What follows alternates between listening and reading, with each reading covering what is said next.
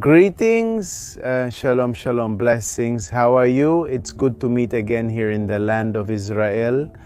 And today I am in a place that will not only give us a biblical overview of what we have in this place, but we will also learn from this side about what lies ahead in the future. Why towards the future? Because this place has a past, present, and future. I know you've heard me say the same phrase in many videos, but in this place, this phrase really comes to life. In the past, King Solomon was here. He created a fortress. That was the son of King David.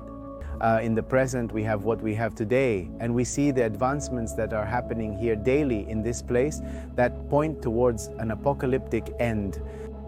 This place appears in the scriptures, in the book of Revelation. John tells us about it. Many movies have been made about what is going to happen here, what is going to happen in this specific sector in the territory of the state of Israel. Many books have been written, tons of science fiction has been created, and obviously, all this place when we read in the scriptures leads us to think about the future, about what the great day of the Lord tells us. This name is known in the Hebrew language as Armageddon. Now, if we have to join them in the Greek language, as we know it, most people know this place today more commonly as Armageddon. I am in the place known as Armageddon. The last battle will take place here. The Bible tells us that the Antichrist, Satan, will gather an army of millions from all the nations of the earth. Can you hear me well? From all the nations of the earth that are going to meet in this place to fight against the Messiah, against the Lord in this very place. So I'm here with a lot of expectation of what we are going to learn today from what I can show you today from this place. So join me together, get ready, get comfortable, because we are going to tour Israel once again in this episode of Knowing Israel with the Bible in hand. So let's go there.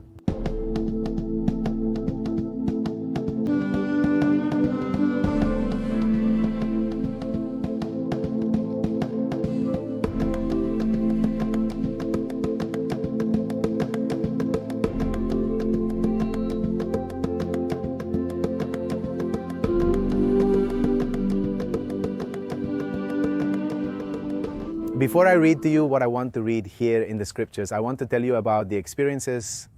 It turns out that now I'm somewhere else. As you can see, we turned around with the car. We got into a place, and what we did was to launch the drone to try to take aerial images with you. And what we forgot is that behind here, there is a prison. And obviously, you can't fly a drone in an area that belongs to a prison or army or things like that. So what happened to us is that when we were launching the drone, we lost control of the drone. That is, at one point the screen told us, done, it's not yours anymore, control is lost. We saw it on the camera, like somehow it started to go towards, obviously we couldn't handle it, we didn't have control of the drone, and it was going in another direction. And we saw incredible images. But of course, when we finally managed to recover it, what we did was move to another side, give it the control of come back home, come back home, come back home. It finally came back home. That is what he did, was to return again to our place, but he was completely diverted to another place. When we were looking for him and wanted him to come in front of us, which was normal because he left in front of us, he ends up coming from behind us. So they ended up completely diverting him. That drone arrived and it came with what we hadn't seen. So don't ask me how they did it. How did they manage to get inside the card of the images? In summary, we were only allowed to see what we were allowed to see. Everything else, everything was lost, Israeli technology. And well, that's one of the points I wanted to save to tell you later. Why? Because as it is known, Israel knows that there will be a conflict in this place, that there will be a battle in this place. And obviously, in this sector, everything is like preparing for those days, right? Preparing for when this is going to happen. Now, there is a chronological order. Those who have been accompanying me during these days know that on Sundays we have a Bible study and we are precisely studying the book of Revelation. Perhaps for those who watch the video, we will have already finished the study of Revelation. And those who are watching now, we have not yet reached the part that I want to read to you now, which is chapter 16 of the book of Revelation. And I want to read from verse 13 to 16 to get into context. And it says, "And I saw 3 unclean spirits like frogs come out of the mouth of the dragon, and out of the mouth of the beast, and out of the mouth of the false prophet. For they are the spirits of devils, working miracles, which go forth unto the kings of the earth and of the whole world, to gather them to the battle of that great day of God Almighty. Behold, I come as a thief. Blessed is he that watcheth and keepeth his garments, lest he walk naked and they see his shame. And he gathered them together into a place called in the Hebrew tongue Armageddon." You have Armageddon in your scriptures. In the Spanish language, Reina Valera 1960, the rest of the scriptures you will find it as Armageddon. In Hebrew it is said Ar-Megiddo, and as I told you before, Ar is for mount. Megiddo is because it is an area. As you can see here behind me, that is the mount.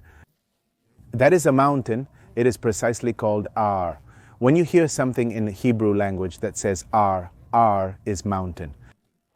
But notice that it is a small mountain in relation to everything that is in this place. Within that mountain, there are antiques and ruins. We are going to enter there in our second episode, because when we enter there, we are going to find incredible things. We are going to find engineering from the time of the Second Temple and from the time of the First Temple, even from the ancient time of King Solomon. Before the temple came to the city of Jerusalem, he had also built cities here. Here, in this place. This was precisely one of the cities he had built. Now, point one, and very important, in antiquity, in the ancient world, when I say ancient world, I don't mean there was another world, no. In this world, but a few thousand years ago, this place was a key place specifically for the one who had control of it. Why? Because it was like the connection point between Egypt, between the people who were in the north, who were the Hittites, and the area where the Babylonians were located. The Persians were also there after them, weren't they? But this point is known as the Via Maris, that is, it was the commercial point. This was the point where if you had control of this place in the center, then you controlled the rest of the 3 points of the connection route. That is, yes, there was no way not to pass through this place.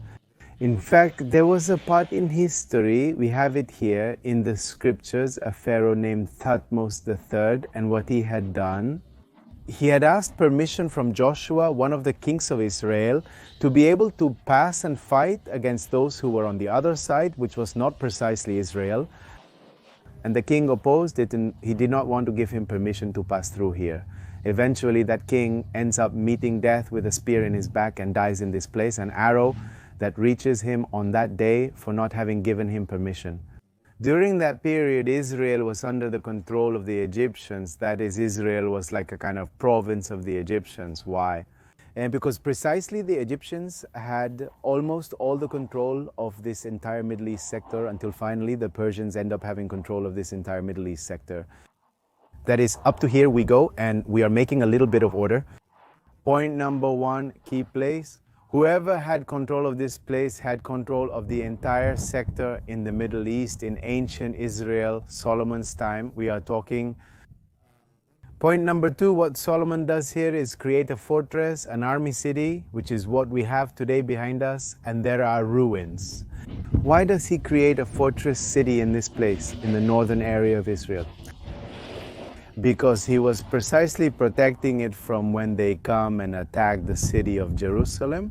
He had a checkpoint in the north, just as he had the checkpoint in the southern area, in the city of Beersheba. In the Bible, in the time of King David, it was counted from Dan to Beersheba. Those were Israel's territorial boundaries then. In fact, they are even the boundaries of Israel's territory during the millennium, very similar to what they were in the time of King David. Very, very, very, very similar in terms of Israel's territory. I'm not talking about Jordan and all the neighboring countries that were added later. This sector is also known as the Jezreel Valley. In Hebrew language, it is called Emek Yisrael, not exactly Israel from the term nation of Israel, but it is Emek Yisrael. This place is a place, if you were here and could appreciate it, the truth is that with the camera you can't appreciate it too much, but if you could appreciate it, it's as if we are now inside a football field and all around are like mountain ranges. It would be hill, small hill, so it would look like a kind of grandstand, and in the center, like the football field, that is the valley is the center. And everything that is around are these mounds. And here, for example, in these mounds, we have Mount Carmel, we have Mount Gilboa, the place where King Saul dies. This Mount of Megiddo, is Mount Tabor, a place also in the Old Testament where we can find many stories. And also there is the mountain known as the Precipice, which is located in the city of Nazareth, where they were going to throw Jesus to kill him at the precipice. We are in a valley, which is a flat area surrounded by elevated land, as I mentioned before. There are all these kinds of mountain ranges that make this valley a place where if you climb to the top of the mountain, you can appreciate everything that is below. And the Bible tells us that in the future time, in this, the last and great battle, there will be millions and millions who will gather in this place, in the place where the Lord himself will come and will defend those who finally remained faithful until the end, those who believed in him until the end. Many times we have asked ourselves, and you have asked yourself, where and how will that war be? We are precisely in this situation. You and perhaps even yourself are wondering if we will enter and get to know that city. Do you know why I don't go in now? Because I don't want to make the video long. I don't know if it's picked up by the microphone. What you hear is a helicopter. That's a war helicopter. Does I want to get scared because we're not at war yet? Relax, let's let it pass. I don't know if you heard it. I can hear it loud from here, but it just passed. You can see it there, up there. It has like those 4 missiles on each side. These helicopters have a name. I forgot the name of the helicopter, but they are these big war ones, right? Is it called Hercules, or was that a plane? Well, you guys put it in the comments so I can also learn what you are telling me, and then I will correct it in the future. Just like sometimes I forget a word or two and try to find the synonym for that same word and try to do the same. But let's move on to another topic to stay on track. As you heard, that helicopter, there is a lot of military control here. In fact, there is a military airport within the valley. And I can say this because I already know it's underground. You ask yourself, an underground airport? An underground airport? A warplane comes, a fluke, and you don't see it anymore. It went under the ground. There is a war called Gog and Magog. That is a war. There are 2 nations. No, there are several nations that are represented between Gog and Magog. Many people wonder, when is this going to happen? Is it before Armageddon? Is it after Armageddon? Is it Gog and Magog? Is Armageddon the same or not the same? They are not the same because Gog and Magog are giving us a specific number of nations. But Armageddon, the last and great battle, just as the scriptures tell us, is gathering all the nations of the earth. That is, the enemy Satan, precisely with the Antichrist, gathers all those who turn their back on God. To all those who said no to God, no to God, no to God, we do not believe in him, we do not want to know anything about him, he should not interfere in our family. All those are those who will ultimately come against those who believed in the Lord, who remained faithful until the end. And we already know both Satan and the Antichrist are going to a battle where they do not have success. They know the battle is lost. But the rest, those accompanying and following him, do not know, as he is the father of lies and the great deceiver.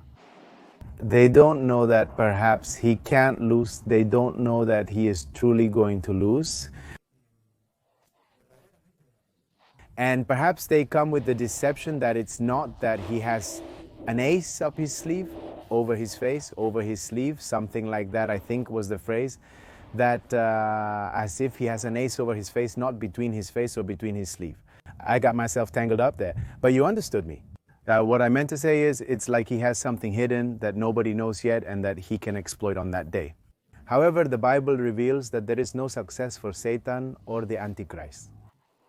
So there are on the playing field, two sides of the football field. There is a dividing line, you know. On one side there is a team and on the other side there is another team. The question is, which side of the team are you on? On the west side are those who turn their backs on God and are going to come together against those who remained with their foundation, grounded in the scriptures, in the word of the Lord.